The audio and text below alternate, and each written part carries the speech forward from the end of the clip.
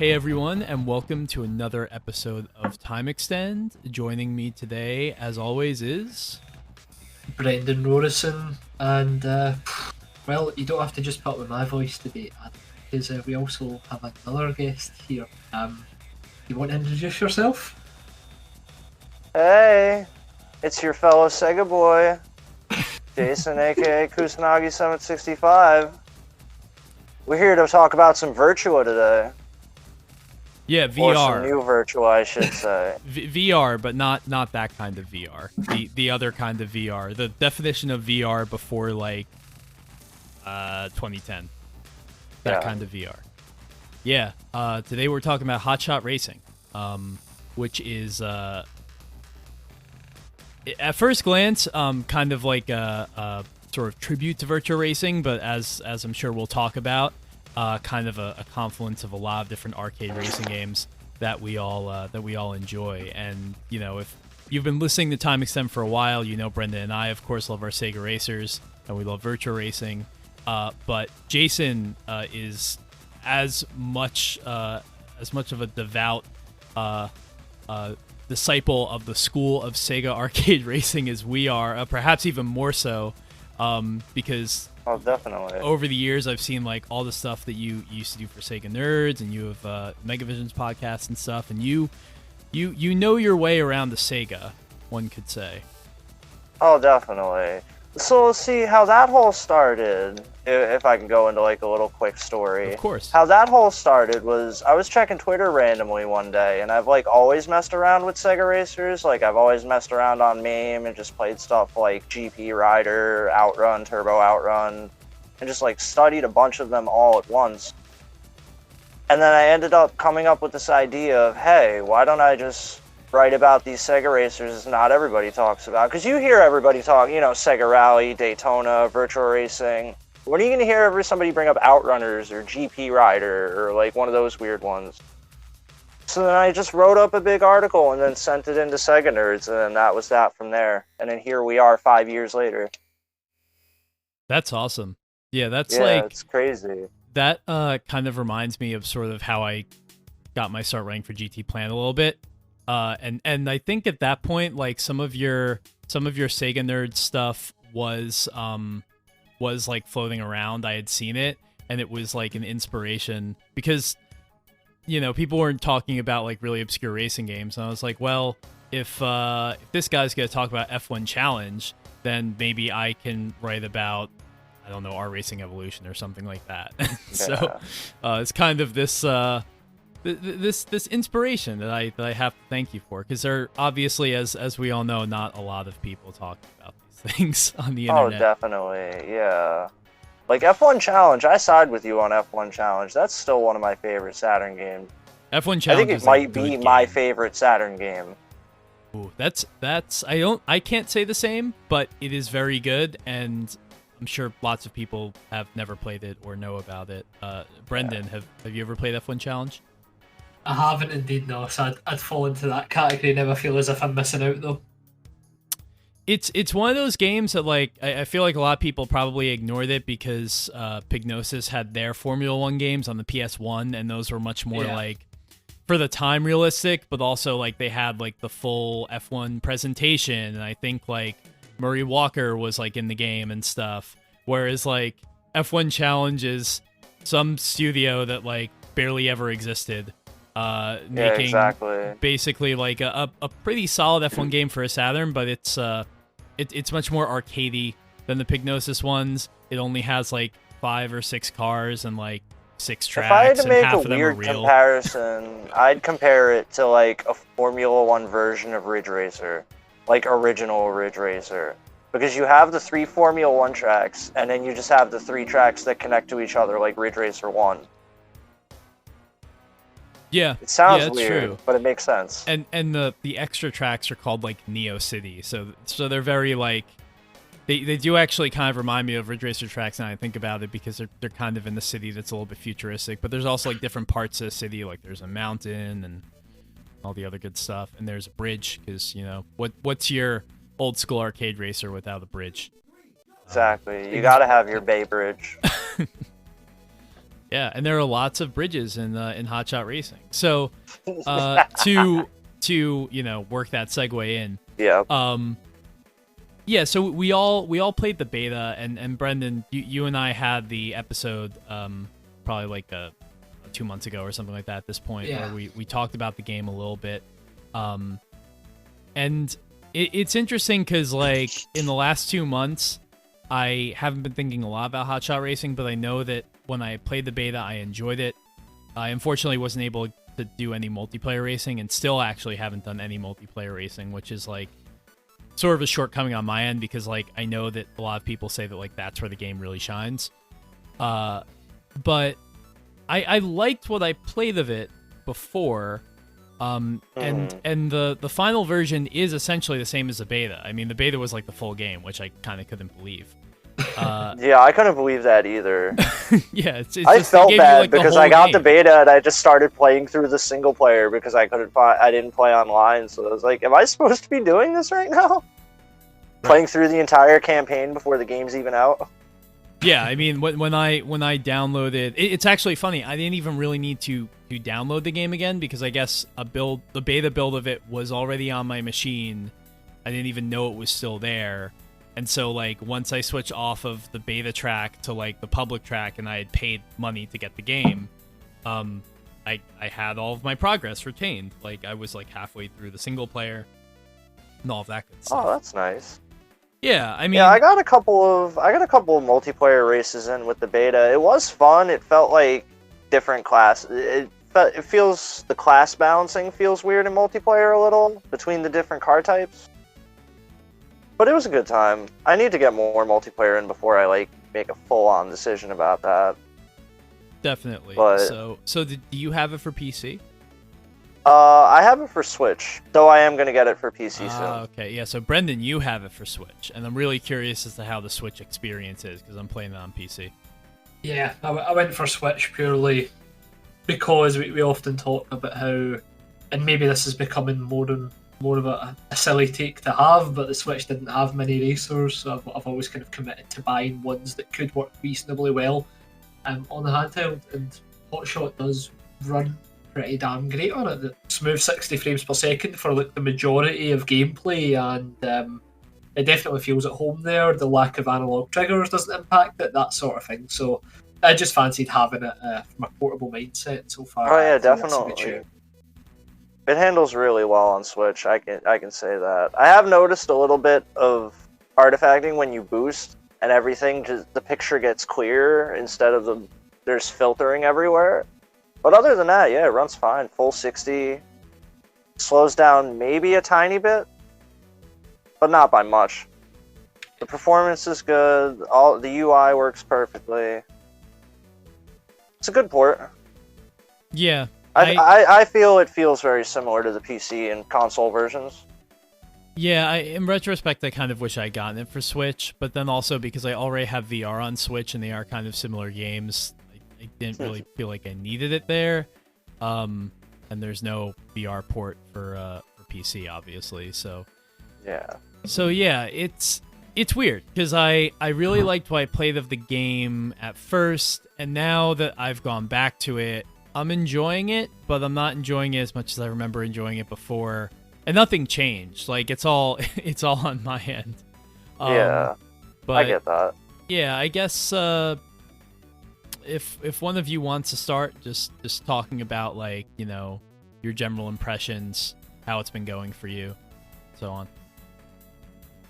Yeah, I can kick us off then. Yeah, go for so it, bro. far, I found it to be quite a middling experience, sadly. I think initially I was really impressed with the visuals, the general polish, the audio design are all pretty top-notch, especially for a game emulating this type of arcade racing experience. It's great to see how everything just comes together really well on track. The only kind of slight disagreement I have with the visual style is it is a little bit too clean looking at times, as silly as that sounds. Like, it's just that benefit of having modern hardware trying to run kind of low system requirement polygonal graphics. At times it does seem a bit like it doesn't quite work. But for the most part, it's all good. The main gist of my experience, like I said, it's been middling purely because the actual race experience just hasn't engaged me as much as I would have liked. I've played through the campaign mode initially on normal, which at that point, after completing on normal, I was very much in the camp of I do not like this game. Once I moved to expert and got to the kind of the faster speed class, when it becomes a bit more engaging, I felt as if it was a bit more of a fun experience. But ultimately, I feel as if a lot of the gameplay loop doesn't actually seem inspired by the way they get the ones that the graphic style is I'm trying to kind of show off. So graphically, it kind of emulates Sega in a lot of ways. Gameplay wise, it was a bit of a shock to the system for me because I don't see much of that lineage there at all, which is all fine. It was just initially a bit of a shock for me. I think I said before, I'm not really a fan of games that have very aggressive AI combined with collision physics that can really start hinder the gameplay. I feel as if Hotshot kind of suffers from that a little bit. But I mean, that's just my kind of general summary at the moment before we talk about it a bit more. It's a pretty fun experience. The drifting feels, I think this drum's been beaten to death already. It feels pretty influenced by Sumo's involvement. Quite Outrun 2006-ish in some ways.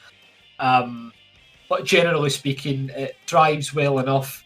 I just feel as if the core racing mechanics aren't quite there. One of the things I think we'll talk about later on, especially, and this is pretty much the biggest negative, is the track design, and that's kind of where I stand. Interesting. What about you, Jason? I like it as a whole. Like, I like the whole virtua aesthetic, and I like that the handling's a little like Outrun 2, and it's chaotic drifting-wise. The expert class, yeah, I do agree. Those AI can be ridiculous. Like, it goes to a point where you're trying to race normally, and you're trying to hold a really good line and nail drifts, and then meanwhile, you just get the pack catching up to you and just spinning you out entirely, and it can ruin your entire race. Like, or you just go on one straightaway, and then you expect everybody to drive straight, and it's just bumper cars the entire time. Like, yeah. I'm with aggressive AI, but give me aggressive AI that'll like keep lines with me and like keep with me, not crash around like we're in a game of Burnout Revenge. Yeah, I totally agree with the arguments about the AI. I don't have a problem with rubber banding. This is an arcade racing game, that's fine. I don't even have a problem with the AI hitting me as much as they do. The issue I have is with the collision system, because I feel like if the way the game dealt with collisions was different than in the way that a lot of other arcade racing games handle collisions, then it wouldn't really matter that they hit you as much as they do. I mean, like, other cars can like hit you in like Daytona or Scud Race, like one of those old AM2 racing games, and like they actually don't really impede you at all. They just kind of like, it's almost like there's no collision detection because they'll kind of just like, they're next to you and then they're on the other side of you somehow and they just kind of glitch around, but they don't impede your race. Which honestly, while that might look janky, is kind of preferable to the way Hotshot does things, because my biggest pet peeve about this game, and what is really keeping me from enjoying it, and wasn't so much an issue on normal, but is now extremely an issue on expert, is just the way that they spin you out. I mean, it makes me hate the game. Oh, definitely. And I don't hate this game, but like in that moment when I get spun out, I'm just like, fuck this. I'm finding when drifting that the cars tend to get a little loose, like when not drifting and just cornering. Wow, there's a really loud Mustang outside for no reason. I found it more in the speed class cars. Like, there was a point where I had the Formula 1, and I was just trying to make a normal corner and just tapping in and hitting the apex, and I ended up freewheeling it at one point. Like, yeah, you can do that a lot. I've got some video clips that are crazy. Yeah, where you boost on a curb and then you jump 20 feet in the air. There's this one track where you're driving over a dam that kind of has a slight bump right before you get to the dam portion.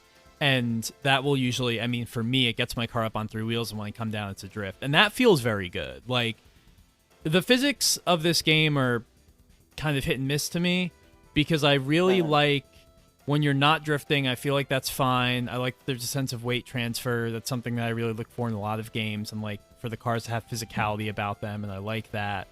I like the initial feeling of turn-in. What I hate is the lack of responsiveness mid-drift. Like, it's really... Like, there's this one track, it might actually be the same one with the dam I was talking about earlier. The first corner, you kind of drive underneath, like, a dilapidated, like, aircraft hangar type thing. Oh, yeah, I know the one you're talking about, yeah. Yeah, so the first corner has this double apex right. And, like, until you really know how to take it, you know, you don't really want to drift in the first apex, but you want to drift around the second one. Like, when I approach this corner, I kind of approach it the way I would in Outrun 2, which is just I'm going to do one long continuous drift around the entire thing. And try to waggle it, yeah. Yeah, which you can't do, because after about, like, I don't know, a couple of frames or, like, a couple of milliseconds or something like that, the amount of control you have over the angle of the drift is greatly diminished, I feel like, by, like, 80%. So, like, you basically have to set your angle immediately, and then after that, it's just you're a passenger. It's just you're stuck in the drift permanently. So what I've been finding, and I don't know if you guys have noticed this while you're playing, but depending on whether you tap or hold the brake, I've been finding that'll put you into wider drifts. Like, so let's say if you do a quick tap, you'll get a short drift, but if you hold it for a good half second and turn in, you'll get a little bit of a tighter drift than that. That makes sense. I don't know, it's just a weird observation I've found while playing it recently. And that might be the answer to my issues, because, like, you know, I will want to kind of adjust the angle. You know, sometimes I'll try and steer, I'll counter steer, I'll steer harder. That won't do anything, so it's like, okay, so maybe I just need to modulate the throttle. That also won't do anything, which that probably is the most annoying thing to me, because, like, I'm used to being able, like, oh, if I need a tighter angle, I go off the throttle, I go onto the brake. That works in a lot of games. I feel like Need for Speed Heat actually, in a weird way, because it also has kind of the brake to drift thing going on, handles pretty similarly to this game. However, like, I have much more control over the ways that the drifts kind of transpire than I do in Hotshot Racing. Oh, definitely. Well, because then Need for Speed Heat does the, like, oh, you can feather the throttle and drift, or you can brake and drift. Yeah. I remember that was, like, one of the first things taught me in Heat. But otherwise, yeah, the handling's good. I like the handling. I really like the car selection. I'm going to be honest. I love there's, like, so many cars in this game, all in Virtua style, and it's amazing. But yeah, the music's good. I feel with the track design could have been done a little more technical. Like, the courses could have used a little more corners. How did you guys feel about that? Yeah. This is, like I was saying earlier, the biggest bugbear for me. I just find it incredibly disengaging because the track designs are so simple. Like, pretty much all of them are ovals with slight variant. And as soon as you notice that, it's hard to forget it. Like, the general width of the tracks is really fucking wide. So, for example, on normal mode, you can just hold the accelerator in for the entire length of any given race. You don't really have to release it, even when you're drifting, of course. You go into a drift with the brake button. On Expert, it's slightly more complex, but even still, the tracks look great.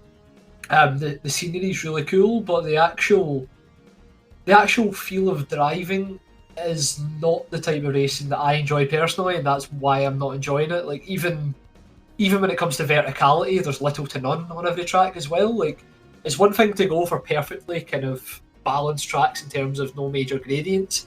It's another when the tracks aren't really designed well enough to make up for that, and this is the issue I find. A lot of the tracks feel like very long corridors with slight turns, and it just kind of disappoints me a little bit, because it does make for close racing, especially in the expert category, but there's never a corner where I'm like, right, I'm going to catch them on this corner, because pretty much all of them are almost identical, save a few.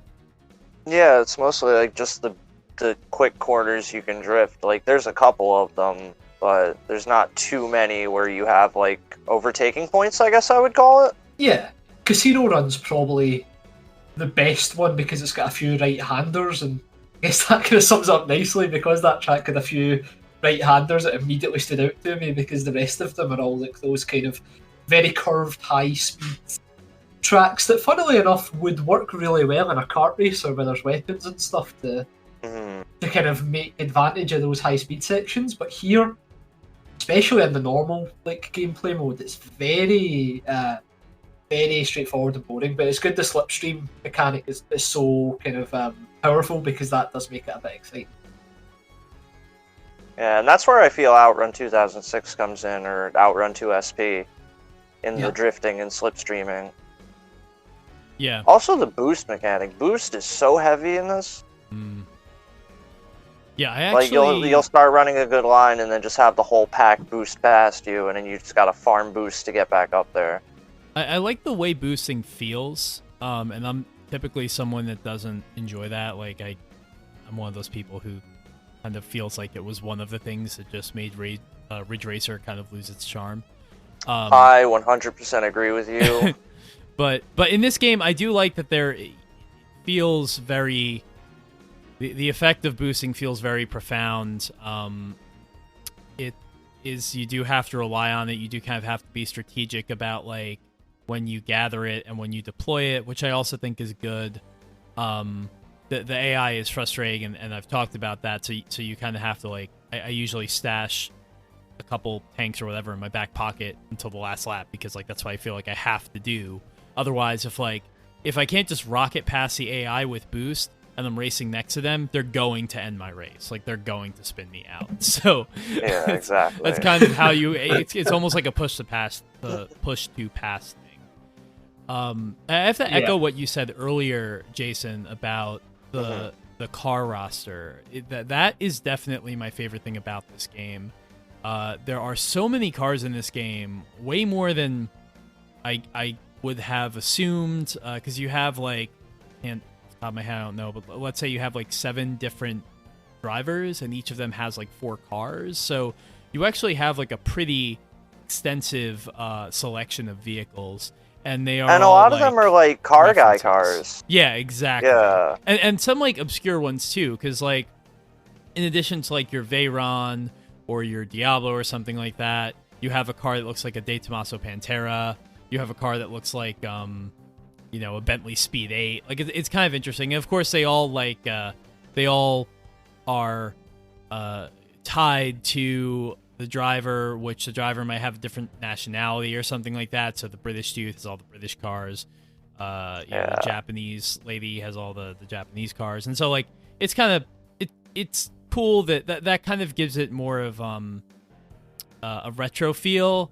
At the same time, I also feel like the game didn't really need like drivers. Like, you can customize the drivers, and I'm just like, I don't care. Like, I want to customize the cars, which you can do, and the customization for cars is actually pretty extensive. Oh, definitely. And there's a lot of stuff to unlock too. You get all the bobbleheads and all the dashboard lights, and like, you could change your steering wheel. That's dedication to customization right there.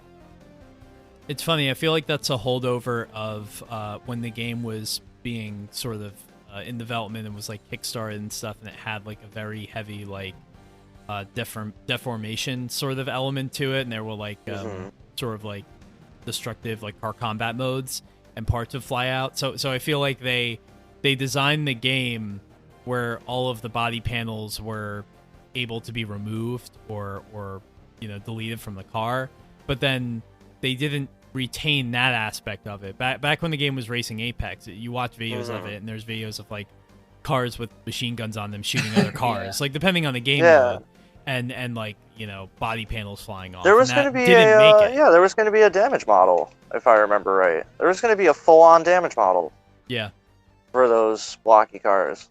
Yeah, to be honest, like, it's cool, but it's not. I don't miss it because, like, to me, that was always sort of fringe to. If this game is really ascend up to the likes of a Virtual Racing or an Outrun 2 or Daytona or the whatever, most you get is your front wing falls off, and that's about it. Yeah, or your front bumper. Don't really need to worry about having a really sophisticated damage model, especially because this is by an independent team and not a lot of people, so you gotta make your priorities. Definitely. But yeah, there's such a varied selection. I feel like that plays into the multiplayer because you all like have your go-to cars and you just have a good time. Yeah. Especially the fact 8-player net play. That's crazy. For that. Man, if only Sega Ages did that. Yeah, I mean, even when you go to do like multiplayer online and like the Daytona port on like 360 or whatever, it's like such a pain because like I think once you, because we've done this enough with like the Sega Europe folks where it's like once you make a lobby, you have like no control over like the track you go to and stuff like that. So there's definitely room for improvement for a game like this to have a better sort of online component. So it's definitely. All in all, I'm having fun with it though. I like it. I mean, it could use some work here and there, and I feel like stuff will eventually get patched out a little bit with this DLC that they're teasing. The free DLC with a new championship and such. But yeah. I guess we'll just have to wait for how it is down the road. And I feel like this game could... It's a shame because like there are a decent number of tracks too. You have like 4 championships and 4 tracks each, which is, 16's okay for an arcade racer. They're not, as Brendan was saying, I agree, they're not very distinctive. So it feels like if you've been to one, you've kind of been to all of them. But it is... Yeah, it is old school to a fault in that, like, there's really just, like, the championship mode, and then you can go online, and that's it. And the championships they're Mario Kart-style championships, where they're races of 4. Yeah. And you just try and clear them on the hardest, fastest difficulty level. So it feels like there's not much to do except to go through them all on Expert, which, as I said, like, I just tired of doing. Like, I can't do it. I have 1 Grand Prix left, and I still haven't done it. I have the last Grand Prix left on Expert. I did the first 3 on normal, and then did the last one on Expert. Because I was just, after I'd done the third one on normal, I'm like, I've got to be missing something here. And then when I went on to Expert, I was like, oh, okay, so this ups the speed as well. I didn't know what the changes were going to be, so like, when I was kind of going through those first 3 Grand Prix on normal, I was like, this feels a bit slow. So it was good to know that it is actually faster on Expert. I honestly didn't have a clue. Yeah, I was trying to figure that out. So what is it? It's Expert is faster speeds than normal and hard. I think that's it. When I was playing on normal, like the AI were still aggressive, but in normal, like arguably the game kind of plays better against AI because everybody's always in a pack, basically. Whereas in Expert, because like it's so much faster and that means the rubber banding becomes a bit more apparent. I think that's why you end up getting spun out so easily and stuff, because the AI are boosting plus rubber band speeding right up and just taking you right out of the game. It's good fun, but like in normal, it's a bit slow, but like the packs can get really close. So the way I was playing the game after I realised the kind of best way to win, really, the first 2 laps, I just try and stay in the pack and then just save up 4 bars of boost and use it the last quarter of the track. Win every time. That seemed to be a good way of going about it. But then in Expert, it's a bit different because the AI are a lot quicker, so there's a slight bit more strategy in there, which makes it good fun. What I found with the Expert races is getting a boost at the start and just boosting when you can. Just keeping that speed up and just keeping that lead, getting that lead every lap. I mean, the races are pretty short anyway. They're what, 3 laps, right? Laps. I thought it might have went to 5 in the Expert mode. I was a bit surprised when it stayed at 3, but it doesn't that's the thing, it doesn't overstay its welcome in terms of race speed. It does get very exciting to play when like you're like for 1 lap left. That's when the game really shines, I think, when it forces you into racing scenarios. I just felt like, especially in normal, for example, a lot of the race just kind of feels as if it passes you by until that last kind of half of the last lap or whatever, and that's when it shines. And I think that's, like we're saying, in terms of track design, usually if a game's got really good track design, it's just fun to drive on, full stop. Hotshot really thrives when you're in those like core racing scenarios, which I think is why the online multiplayer is seemingly the best way to experience the game. Yeah, and I feel like the kind of subtext behind everything we're saying is while the game is fine enough, an experience like this that is very much just here's a couple championships, go nuts, talking about your old Sega racers, your old Ridge racers, stuff like that. The thing about those games is that you wanted to keep doing, the championship and Sega Rally, because the physics and the track design were perfect, and they really left nothing to be desired. You can have a game with limited content, where you kind of take a tour of it and you're like, I've pretty much seen everything there is to see in the space of a half hour. But if you're gonna do that, and I think the three of us want more games like that, because those are games that we love, and that we loved growing up. But if you're gonna do that, you need to really have, essentially like almost a perfect gameplay experience, and that consists of everything from the way the cars drive, the way the tracks feel, the way everything looks. Like it needs to be so rock solid that's like, if I'm going to be in this place for a long time and go through these tracks over and over and over and over again, like it needs to just work really flawlessly. and I don't think that, at least for me, Hotshot doesn't do that, doesn't achieve that. Yeah. I mean, that's the thing. I didn't want to make this point because it sounds like it's very kind of on brand, I suppose, for arcade racing game fans to say this, but it's always kind of quality over quantity for me.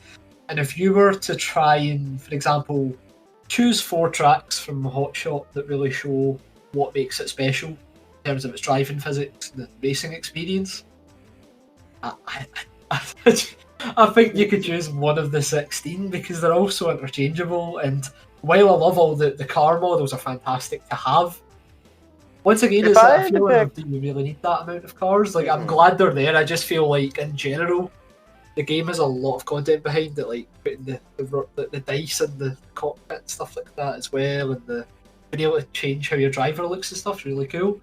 But ultimately, it feels like a lot of window dressing for the experience, which, like you were saying, Adam, just isn't quite there yet in terms of quality, in terms of the driving model and the tracks. I feel like if we needed 4 courses that were just like the most fun out of Hotshots, I really thought the highway courses were fun. Yeah, like that whole, like those courses felt really well.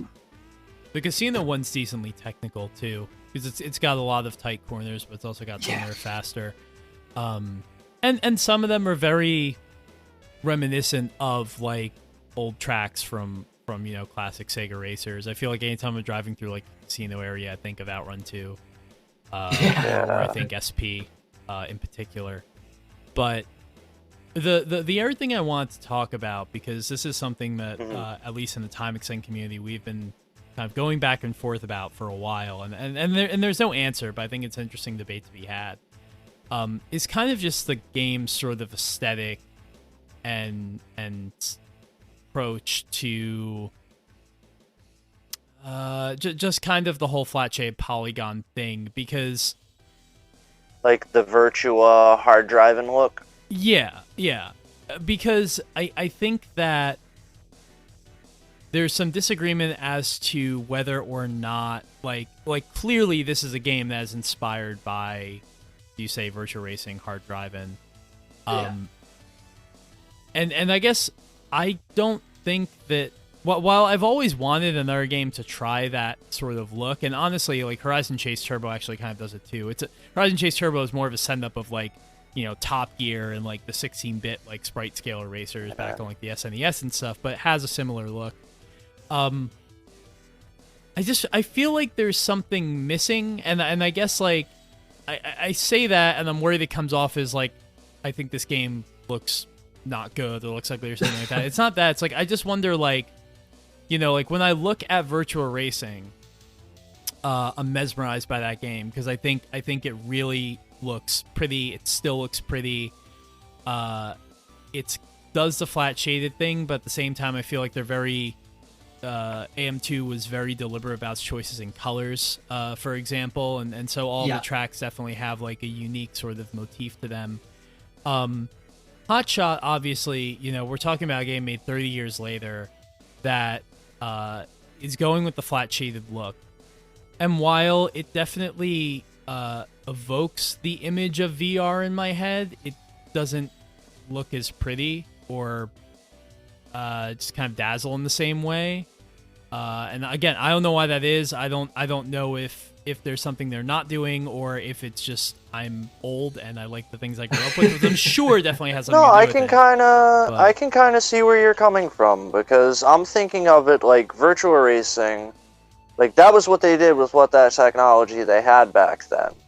But then when you look at stuff like this, and yeah, even Horizon Chase, like, it has kind of the look of the older stuff, but there's like that little bit of modern in it that throws it off. Like, where you can look at this game and you could say, yeah, no, a Model 1 board would never be able to do that. Right. The way I described it in the Discord, we're having this conversation, is like almost the difference between Sonic 4 and Sonic Mania. Sonic Mania, even though I don't know if technically it could run on like a Saturn hardware, for example, I don't know the specifics, probably not.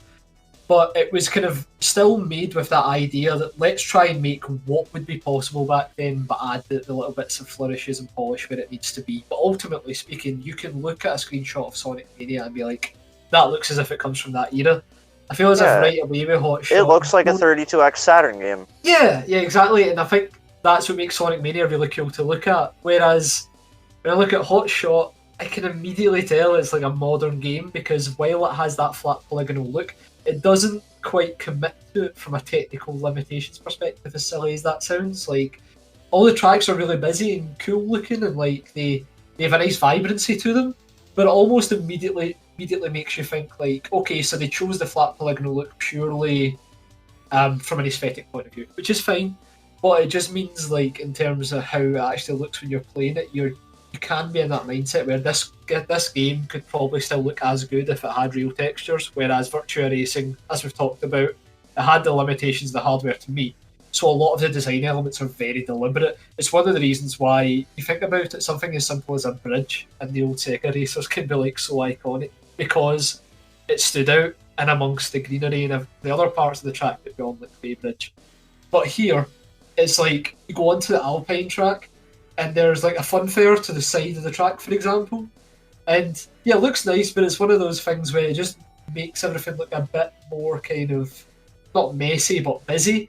And I think a lot of the tracks are like that as well. When you're in a jungle, of course, there's like 6 dinosaurs to the side of the track and stuff. There isn't really a filter basically on what are the showpiece things you'll remember this track by, because there's at least 3 or 4 that have been put in, whether it's the castle beside a funfair or the dinosaurs beside the jungle. There's just like, there's a lot of showpiece design going on that just immediately for me makes me think that this game doesn't really benefit from the flat polygonal look outside of immediately invoking the era which it's trying to represent.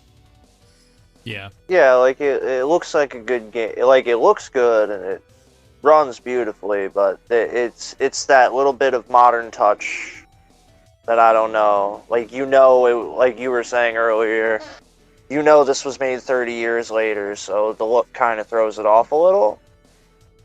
But I get what they're going for. I think there is, even with the best of intentions, there's going to always be a difference between a game that is made within technical limitations at the time and ends up being emblematic of that. Like, you look at an old racing game from the 90s, and you look at the chunky polygonal cars, and you look at the sort of dithered, blocky textures, and that's just them doing the best they could at the time, versus a game made under circumstances years later with far more technological progress, where they are sort of imposing these limitations on themselves, but then also at the same time, they're like, we're going to make something that looks 90s. And I think there's a difference. Yeah. I think what I love about Sonic Mania, and I think bringing up Sonic Mania is a really good point, is that I feel like Sonic Mania is kind of made with a mindset of, I mean, I actually did see a tweet or a quote or something. It might have been from Christian Whitehead. I don't know who it was, but it was something effective like, we wanted to make a Sonic game, a side-scrolling Sonic game, as if the series continued from where it left off with like Sonic 3 and Knuckles or Knuckles Chaotix or whatever, or Sonic CD. Yeah. Like we wanted to keep going in that lineage and see what would have happened if the Saturn continued on that path. That to me is different than saying like we want to make an old school racing game that's just 90s, that goes for the 90s aesthetic. That goes like one has more of a the Sonic example has more of a real trajectory and like kind of boxes you into like here are the goals with this design, whereas the other one is kind of just trying to realize a stereotype. And I think that is where games like Hotshot and Horizon Chase Turbo and this new game that was recently announced, Victory Heat Rally, which is another sort of indie racer that's coming to Switch that sort of does this but for power drift. I think that's where these games lose me because okay, you have the flat shaded polygons. You have in Victory Heat Rally's case, you have the Sega Y-board crazy power drift sprite scaling thing going on. Yeah, you have like the 70 different road sprites and the tilting camera. Right, and all the sprites are kind of superimposed over each other, based on perspective and stuff. You've done that. But you also have like a really like over the top like neon sort of color palette. You have really, really cutesy characters and stuff. And I'm not saying a game can't be made with that look to it. Like, I was saying this in the Discord, but, like, I think of the Sonic Pilgrim video game that they thankfully is coming out again. Scott after 10 Pilgrim? years. Yeah. You said Sonic Scott Pilgrim? You said Sonic Pilgrim? Oh, my God. The Sonic Pilgrim game. Yeah, exactly. There's a lot of Sonic references in Scott Pilgrim. Yeah. No, I think of the Scott Pilgrim game and like that kind of there's a different subtext there obviously because that deals with the comics and stuff and the look established in that. But that has a very like bubblegum kind of sheen to it that these games have. And I think that's fine. But I would really like to see a game made with less of this general stereotypical idea of what the 90s was and more of a game made that actually goes back and takes a look at virtual racing and see like Sega actually didn't go like I think Power Drift is a good example of this because like everyone has this idea of like the blue sky Sega arcade racer with the really over the top colors. You look at the textures in Power Drift, they're actually pretty dark and muted and sort of like Power gritty. Like detailed and gritty at the same time. Yeah, and that's why like I really kind of have come to dislike this stereotype of the blue skies racer because like it sort of misses the point. Like I look at Rage Racer, for example. Rage Racer is so gritty and dark and like grungy, and I love that. I think it looks so like rustic and old. And there is no racing game except for maybe like the original version of GTI Club in the arcades that looks like Rage Racer. I want someone to make that kind of game. I don't want somebody to make it's 90s. Like I've had enough of that. I want something. I'm good. I'm with you on that. I want something like a Namco System 22. Like maybe like gritty old school Ridge Racer. Yeah. Exactly. Yeah. Like I totally agree here. I think that I said this right away, and immediately I just thought this was a personal preference thing. But like when I seen the word like characters in this game, like immediately that was already a red flag for me because the cars in these games have always been the icons. I don't need to know who drives Hornet. I just need to know Hornet exists. I know the Toyota Celica and Lancia Delta are real cars. Although if you know who drives Hornet, it's pretty cool. Yeah, no, it definitely is, but it's like an optional lore thing for geeks like us. What I mean is, like, you don't define the Hornet by the driver unless you have that kind of inner knowledge. Whereas, the UK guy drives UK cars, it's very cool. I don't know. It's like extra flourish that doesn't really need to be there because you already have the cars and the customization and such. That's it, exactly. Like, when we were talking about the customization options, and Jason, you were saying you could, like, change the outfits of the characters and stuff as well. That's something I had no inclination to even know about. In terms of, like, that's the first time I'd heard that was even a thing. And what in my head, I'm just like, but why? Like, I don't mean it in a bad way. Like, less features isn't necessarily a good thing. But it kind of comes down to, I think, the overarching point of this discussion that if you're going to try and commit to, like, a certain era of games or a certain style, you need to kind of consider something like Sonic Mania that does it right in the sense that these are our limitations. Here are ways we can break them, and it doesn't immediately ruin the image we're going for. Instead of just like, oh well, we'll go for the flat polygonal style, but we'll put everything else in the game that would like literally be able to be possible in any other art style. This is obviously very picky. Like, I don't want to sound so down on the game because I really appreciate the fact that it exists, and I'm glad that Sumo also helped get it over the line. It's just that I do not like whenever I read a tweet about how this game's like this and this and this put together, and that's all everybody can say. For me personally, that means the game as a standalone product sort of misses the mark, because I don't think Hotshot has its own identity through gameplay or art style, and that just makes me a little bit sad. The I Sega definitely Ages, see that. the Sega Ages games are, I think, another good example of what we're talking about, because you look at Sega Ages Outrun, and Sega Ages Outrun has new music in it that was made with the exact same hardware and limitations as, you know, Magical Sound Shower and Splash Wave and stuff. Yes. And the Cruising original Line music, yeah. and Camino D'Amore. Yeah, that's right.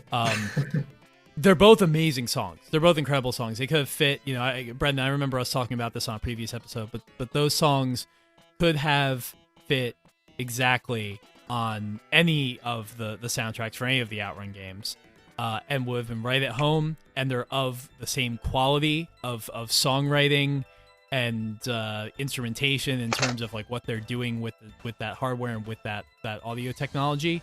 It's right there.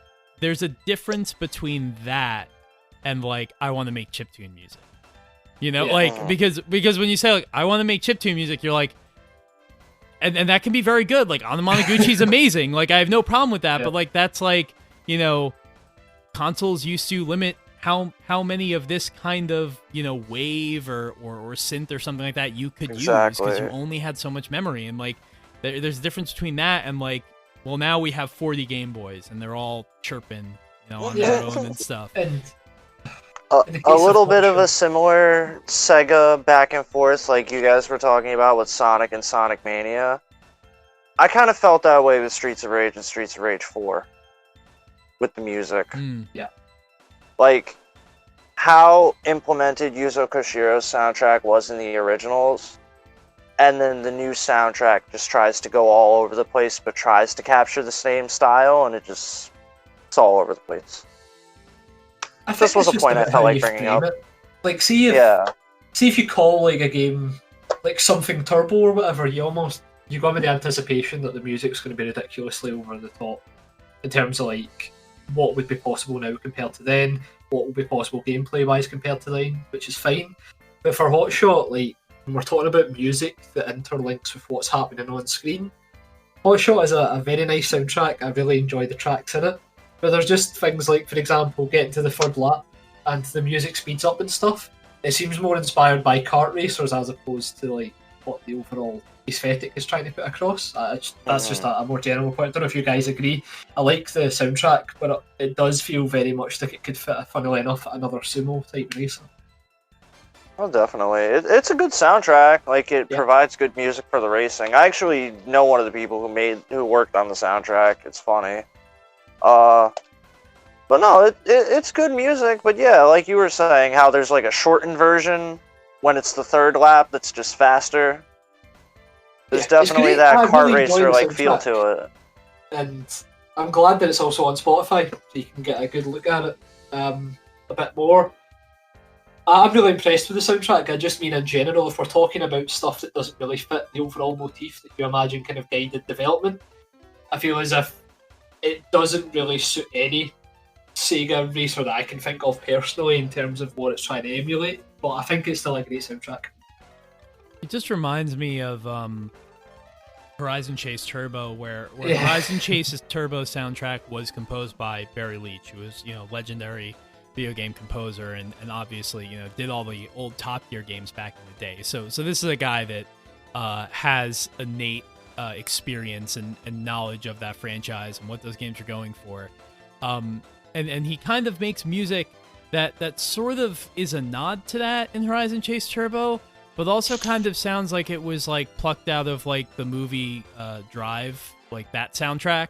Like, it's just like weird, that vapor wavy type of stuff. Yeah, and like that loses me.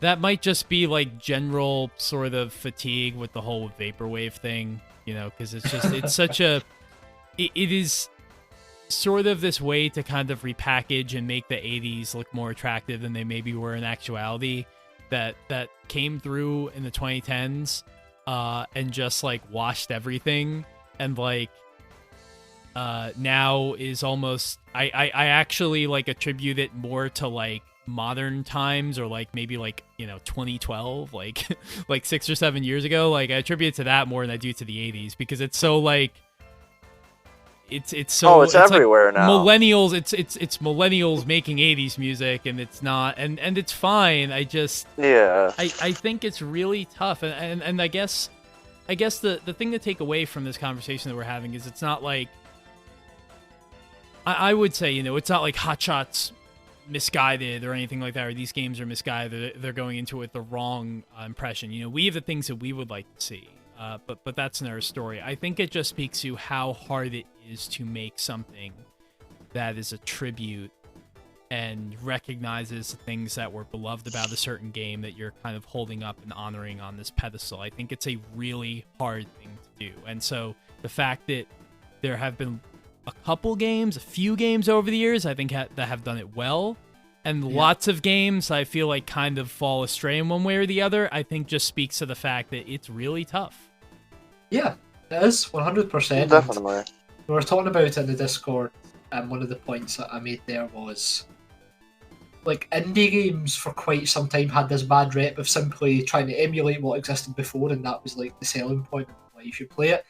And then there was like this renaissance of like where indie games started to become more respected because they didn't rely on the visual style as a crux. They used the visual style as a means to create the game they wanted to play because it was cheaper than whatever else way that genre existed.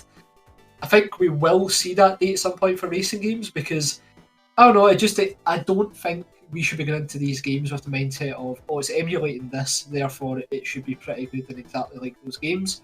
But I do feel as if that is the case, there needs to be more of an identity on the track, and ultimately, for as nice as I think Hotshots is as an overall experience and it's been put together really well, I don't know what the identity of Hotshots is supposed to be ultimately when you tear away that high polygonal look, and I think that's sadly where it misses the mark.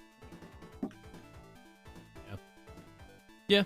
So we'll see what happens going forward. I mean, I actually wasn't aware of the DLC thing, so it's cool that they're going to continue, sort of developing the game. There's actually we've talked about this to death, and it just slipped me because I was getting so into discussion. But I do want to read 2 tweets from Lucky Mountain, because I was talking about this with RX Chris, who is very active on Twitter and one of our mods on the Discord, and we're just kind of basically having the exact same discussion the three of us have been having just now. And Lucky Mountain popped in, which very, very happy and grateful they did. It's cool that they are like having these conversations and just like talking to fans as much as they are, because I feel like I don't really see that in the industry.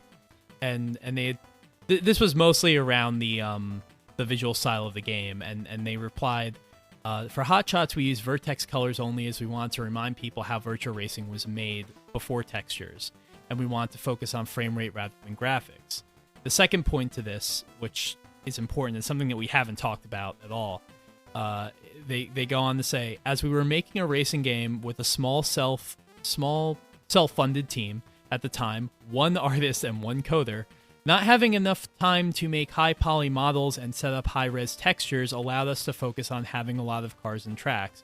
Sometimes it comes down to what you can do with the budget, which of course we have to acknowledge. Like, the budget is very, very important when you're talking about an indie game like this. We're talking about any game, but especially an indie racer like this. And at the end of the day, you work with what you have. And fortunately enough, the marriage of flat shaded polygon look and small team that doesn't have a lot of funding it's good. It works out to make a game like that, because you have to do less work. And I'm not saying that they they did like less work, as in like the game is emblematic of that, but it's like it allows you to do the most with what you have and focus on other things like the handling, like the cars and tracks and the amount of content, rather than, you know, whether or not the grass texture looks good on this track, you know. So that's something that I feel like we have to be cognizant of as well. Yeah, for sure. The visual style allows them to create the game they want to create within its confines, for sure. And I mean, ultimately, this is an indie game we're talking about, and maybe it's on us sometimes that because we're so desperate for that like arcade racer renaissance to return, perhaps we get a bit too passionate about it. But at the end of the day, I think this is the exact type of conversations we want to be having about a game released in 2020. So at the very least, we know that Hotshots has been created with the right mindset, and I think pairing it with Sumo to get over the line as well was a fantastic kind of merge up between Lucky Mountain and Sumo, because we know what those guys are capable of. Obviously, they've kind of been making the Sega kart racers primarily recently, but every so often I do wonder if maybe Sumo will re-emerge into this space with a kind of AA funded arcade racer, because right now it's pretty much there for the taking for those guys. They know this kind of genre inside out. They've got the talent there. It'd be really exciting to see what they could do with like not having to rely on this type of visual style or limited content. If they could actually like create a pretty 90s racing game in 2021 or 22 or whatever that would come out, that would really blow us away. Oh, 100%. So like an all-out sumo racer. Yeah, exactly. They don't need the IP, I would say, these guys. Like, they're very talented at what they do. I would love to see them just, like, go all out and create one, like, entirely fictional racing game with no existing manufacturers or anything, just, like, a proper arcade racing game that we used to get all the time. But, like, with that sumo flair and full dedication, because I really think those guys could nail it, especially with teams like Lucky Mountain also working with them. They've had the capability to do this for 20 years. You know, they made Outrun 2. You know, they poured Outrun 2 to Xbox and worked with Sega on so many racing games, and still do, and you know, helped with this one obviously. Yeah, I want to see what they could do if they just make their own thing, and that's not even counting like they were responsible for the 360 version of Forza Horizon 2. Yeah, they are that studio that like really has the capacity to be like another one of those great like British racing game studios, like in my opinion. But like, and I think you could classify them as such. I think what we're saying, and the problem is like they need their own project rather than to be sort of steered by Sega and kind of going into other projects and just helping out where they can, because like they're clearly talented and they clearly know exactly what they want to do. And you know, Team Sonic Racing was kind of not the best example of of them realizing their potential, and likewise this game is like not, you know, it's like Lucky Mountain, you know, mainly behind it, and they kind of help get over the line, as you say. So yeah, I want to see what that looks like, because I feel like there's such a limited amount of developers out there who even understand this genre and know what to do with it, and want to. So I feel like that's just a natural place for them to go. Yeah. Oh, definitely. I feel if you gave Sumo the keys and just make an arcade racer, like, we could definitely get a quality project out of that. Like any of those those old racing game teams. Like if you somehow track down the Ridge Racer team or whatever has been working on Namco's racing games before P-Cars and Shift and all that. Not Shift, but before P-Cars and all the stuff they've been licensing out now. Yeah. It just takes a good dev team to make a good project like that. But it's definitely a possibility. Yeah, I think we've heard this story too many times to count. It's just that for everyone pleading for this type of game, when it actually translates to sales and that type of thing and commercial viability, it must just be an absolute minefield, because it's got to be one of the reasons why like Sega just won't go near remasters of older stuff with licensing and stuff, they must not feel confident enough that they could even get that money back, which is a shame. So imagine an entirely new IP that doesn't rely on any existing IP and that type of thing. Quite a big risk for Sumo to take on all. Yeah, absolutely. So I actually, to kind of steer the discussion in a little bit of a different way, because we have Jason on, and I want his opinion on this. I just want to weigh things. If you could have, if you could have like any arcade racer that you wanted made, whether that's sort of like a send up of something that you really liked, or kind of like a new thing that like pulls from a bunch of different games that you like, or different sort of genres, like what would that be? Like what is your, somebody could make a game today, a racing game, like what would that look like for you? My ideal arcade racer, basically? Yeah. I don't know. I'd want like something like the spirit of classic Ridge Racer. Like, because how you brought up earlier the nitrous system in Ridge Racer, I thought that kind of brought it down a little bit too. Like, I liked how everything from Ridge 1 up to 5 was basically learn how the game works, learn how to drift and handle and corner properly. Easy to play, hard to master racing game. Like, something like that. It's just fast, fun, you drift everywhere. I'd want something like that, or maybe something akin to either Moto Racer or Jet Moto. Like a fast either superbike or hoverbike game. Yeah, so what I love about you too is that I didn't even know you liked Jet Moto as much as you did until like maybe like a month ago or something like that, and we were talking about it. But we have like never talked about Jet Moto on this show, which is really a shame because I mean I love Jet Moto. I have some issues with Jet Moto, just pretty much as that being that like the game is way too fast for me and I'm awful at it. But I really like the idea of it, and it is really cool.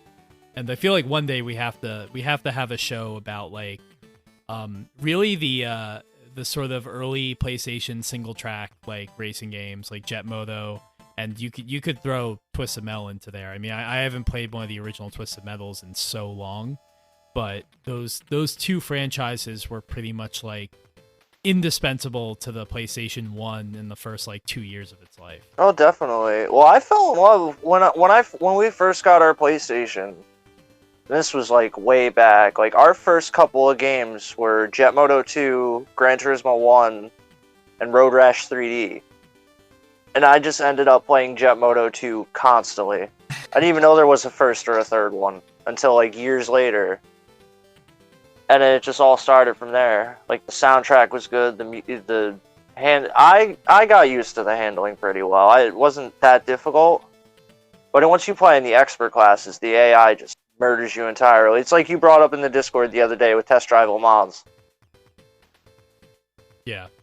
Yeah, the AI in that game is aggressive, to say the least. But I think that's definitely a conversation we should have one day. Yeah, go over the single track history. It's such they're, because you know what it is, like they're so forgotten now. Like there was that Twisted Metal kind of reboot, new entry in like 2011 or 2012 or whatever year that was. That was a pretty damn good game.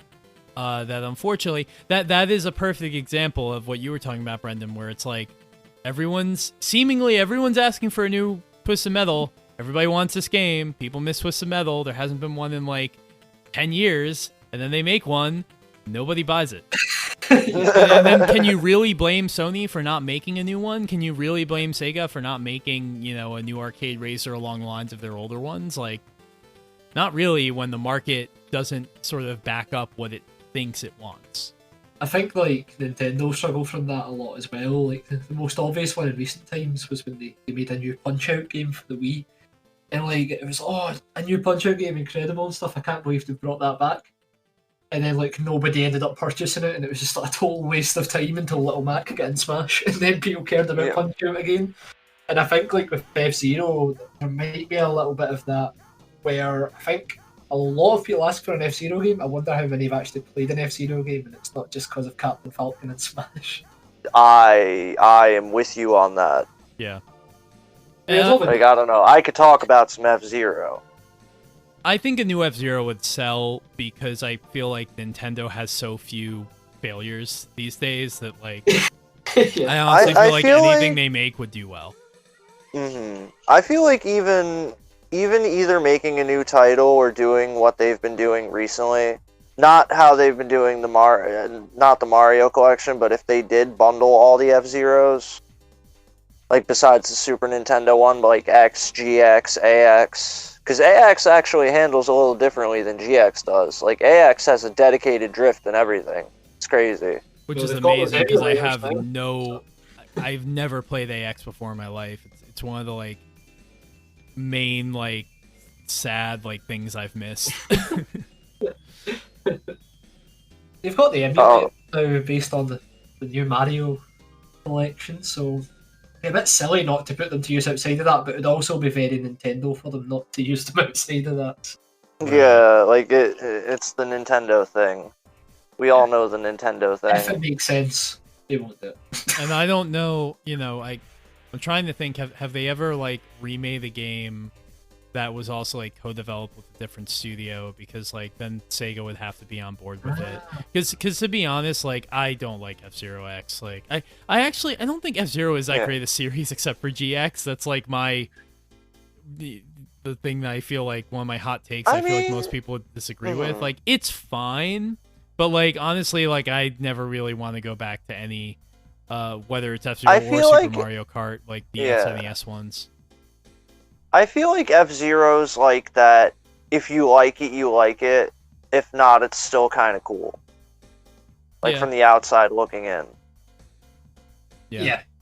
I think like people always say like F-Zero's got more character than Wipeout, and I think that is just that kind of the Nintendo touch definitely makes it something that people will be willing to play, whereas Sony making a new Wipeout, sadly, probably wouldn't find that much of an audience, especially with all the character-driven stuff that Sony specialises in now. I think if Nintendo did make a new F-Zero or ported the older ones, I think they'd find an audience on Nintendo Switch because of how, not from a gameplay perspective, in terms of being easy to kind of grasp, just in terms of the characters and the ship designs and stuff. It's all very much in the Nintendo way of doing things, so I think it could potentially be a success, but it's if they want to take that risk. Exactly. I see that. I see that going down with F-Zero. Some point later down the road. Either a re-release or like, hey, we're gonna put out this free downloadable one to try and see if you all like it, and then maybe we might make a new one. Maybe.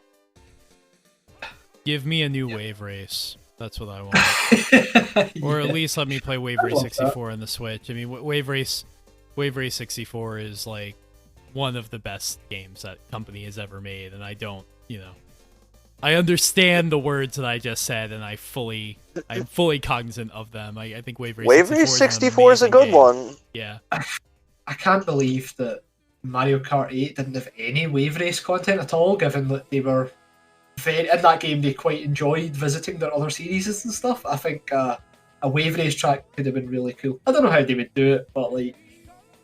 Well, I mean, the cars can drive under the water anyway, so I guess they do like driving on a dock and then driving underwater through Dolphin Park, I guess. I think that would be cool. Said in a YouTube video I was watching one of the times, one of the kart designs is a jet ski, apparently kind of a shortened down version with the no licensing in place versus the one from Wave Race or something. So maybe there is like a kind of very subtle reminder of Wave Race in there. Nintendo is a kind of company that they need some sort of overriding gameplay idea or hardware technology idea for them to make games that are honestly, for them to make anything new. Like they are so against, although the exception to that obviously is like your Breath of the Wild 2, and I mean we haven't seen that game yet, but like, or your Super Mario Galaxy 2, where they really were like, well, the first one was good, and we feel like we maybe have more things to contribute to this idea, to this pitch, so they go back to that well. But for the most part, they don't do that, and it's a shame because like that's the kind of energy that this genre needs. Wave Race 64 was largely inspired just by the idea of like we think we can create like really engaging believable, realistic, fun water physics, and that like that will unlock this sort of like new sort of gameplay potential. And it did, but then like there's been 20 years of advancement in terms of, you know, being able to design physics like that and computing power and whatnot. Just think of what they could do now if they really cared to, and yet for some reason there's still only 3 wave race games. Yeah. Ever. Yeah, exactly. Yeah, I think like. And one of them's just top down on Game Boy. And one of them doesn't really count. Yeah. The best example of that is like Nintendo, outside of like the Metroid Prime series, was like just totally against making a shooter of any kind multiplayer wise, and then they looked at the Wii U of all things and went, "Yep, that's the hardware we'll use to create Splatoon." And right away, that's became like a huge success in Japan and stuff. But it took them, like you're saying, Adam, a specific type of hardware or something for them to give it a go. If they were just that experimental most of the time, I think that would solve a lot of the issues the company tends to have. And if any kind of big company might sponsor, so to speak, an ambitious arcade race, or funnily enough, it could be Nintendo in a different life. The funny thing is, they need more. They need more gearheads and people who like cars and racing games in there. I think that's. They need more car guys. They need more car guys and girls. They need more of them at Nintendo. Yep. The funny thing that you mentioned, like the new hardware and like I guess I would call it a system gimmick of some sort, is that was pretty much why they stopped making F-Zeros. At least I read about it in an interview forever ago. It was like, oh, if we can make a new F-Zero with like a system gimmick or like a control gimmick, that would be interesting. Yeah, I think Yeah, that's just- sure. Was that the same interview where Miyamoto basically said that like we've made mistakes we've made mistakes in like partnering with like certain other developers, and like F-Zero GX is one of them, which is like one of the most like offensive things I've ever read. Like That is pretty offensive. they made yeah. arguably like your best racing game that your name has ever been on, and like you don't recognize that. Okay, like Yeah, like, yo, it's Amusement Vision's best project next to Super Monkey Ball, but... yeah, Toshihiro Nagoshi, a fucking legend who only ever makes hits. Like, yeah, I will not. No, stand worst for that. game ever. I agree. I will not stand for that either. So, yeah, I think that just about definitely wraps up the Hotshot discussion, and I like that we were able to talk about some other things in there too. We're coming up on about an hour and 20 here, so probably a good place to wind down. Something I wanted to mention real quick, because I'm gonna try and get this show up relatively quickly. We're recording this 5 days out, but on September 25th, we are going to do another endurance event. This time, like we did for Grid, except this time it won't be through Stadia.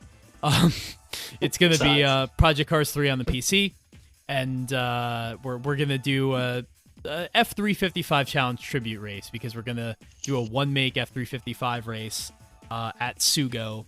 We're trying to get 30 drivers. The race is probably gonna be about 40 minutes, and I think the time would be like 22:30 BST, which is about 5:30 p.m. Eastern.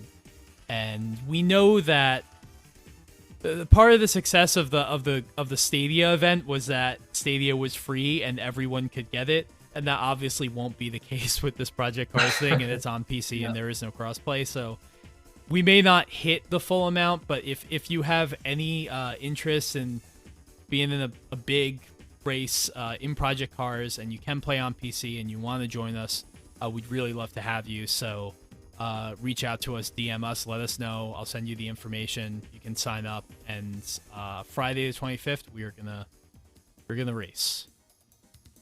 We are indeed. I can't wait. The Grid event was chaotic beauty. The Grid event was a hoot, I'll say that much. That was so much fun. If anything, it's just great to play with such a large group of people. Like, it's just such a good laugh. Brent, just don't get suspended this time. Yeah, The one thing I'll to try do. my best. During the grid event, for those that don't know, randomly come up on the screen that I had been suspended from the server. I'm not quite sure what triggered that, but I'll be trying to avoid that this time around. I don't know what happened. We were all just driving, and then we see in the corner Brent got suspended, and we all just lost it. Like, how did that even happen? That was a good time. There were so many things wrong with that experience, but I mean, right at the end of the day, like. Yeah, I mean, even the attendee list is phenomenal. Like some people from Eurogame are in there, Mike channel as well from outside Xbox. It was wild, like the group of people coming together to hit that magic 40 number, and then when it said 40 out of 40 in the lobby, it was just like, holy shit.